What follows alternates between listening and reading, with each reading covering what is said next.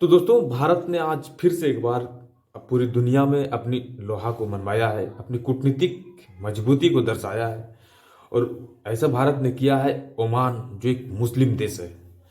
दोस्तों हम लोगों को बेसिकली ये सिखाया जाता है, हर क्षेत्र में हमें ये बताया जाता है कि भारत का जो आज के समय में सच्चे दोस्त हैं वो रूस, इजराइल, फ्रांस, ये तीनों देश ही भारत के सच्चे दोस्त हैं। वो हर मंच पे भारत का समर्थन करता है। तो हमें ये जानने वाली चीज है कि भारत इन तीनों देशों के अलावा भी कोई सच्चा देश है भारत का, भले वो छोटा सा देश है और वो मुस्लिम देश है, लेकिन भारत के हर मुद्दों पे, हर इंटरनेशनल बातों पे भारत का समर्थन करता है। वो देश है ओमान।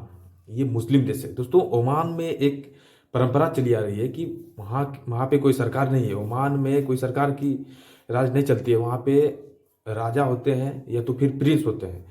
लेकिन वहाँ पे एक परंपरा है कि ओमान के जितने भी राजा होंगे वो भारत में पढ़ाई करेंगे, वो भारत के संस्कृति को जानेंगे, भारत के संस्कृति से ही जाके वहाँ पे सरकार अपना चलाएंगे। तो ओमान में ये परंपरा चली आ रही है। अभी जो फिलहाल ओमान की सरकार है वो भी भारत में ही पढ़ के गए हैं।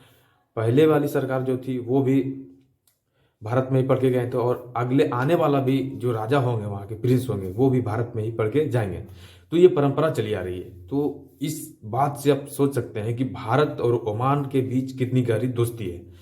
तो दोस्तों ओमान ओमान में एक जगह है, एक द्वीप है जिससे पूरे लाल सागर और ईरान, खासकर हुती विद्रोहियों, जो कि हाल में आपने सुना होगा कि भारतीय समुद्र समुद्र में जितने भी व्यापार हो रहे हैं भारत से अन्य देशों के साथ, उस समुद्री जहाज़ों पे हुती विद्रोही हमला करते हैं।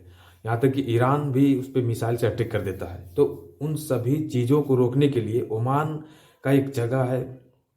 ओमान का समझ लीजिए एक द्वीप है। उस द्वीप पे भारत का शुरू से नज़र था कि अगर यहाँ पे इस लोकेशन पे हमें हमारी नेवी को जगह मिल जाए तो भारत का ये स्ट्रेटेजिक पॉइंट मजबूत होगा, जिससे कि भारतीय नेवी वहाँ पे ठहर सकेगी। क्योंकि भारत से ओमान या तो लाल सागर तक जाने के लिए भारत को लंबी दूरी तय करना होता था, और लंबी दूरी तय करने के कारण कहीं भारतीय सेना के साथ घटना भी घटती थी। भारतीय सेना उतनी मजबूती से सुरक्षा भी प्रदान नहीं कर पाती थी। अब ओमान में एक जगह मिलने से भारतीय सेना को काफ़ी मजबूती प्रदान होगी। दोस्तों ओमान में जो ये जगह है, उस जगह पे पहले से नज़र थी अमेरिका की, चीन की। अमेरिका भी अपना प्रस्ताव दिया था ओमान को, लेकिन ओमान ने भी ये प्रस्ताव को ठुकराया। फिर चीन, आप जान रहे हैं कि आज के समय में चीन और अमेरिका, ये दोनों देश ऐसे हैं जो कि दूसरे देशों में अपनी जगह को तलाशती है, अपने सैनिकों को इम्प्लोड करती है, जिससे कि इसकी भय दुनिया के सामने बना रहे। लेकिन इन सभी देशों को पछाड़कर पहली बार भारत ने ओमान के द्वीप पे अपना कब्जा किया है। तो ये भारत के लिए बहुत ही बड़ी उपलब्धि की बात है। तब हम ये समझ गए हैं कि भारत ओमान के द्वीप पे कब्जा करने की क्या वजह रही होगी। तो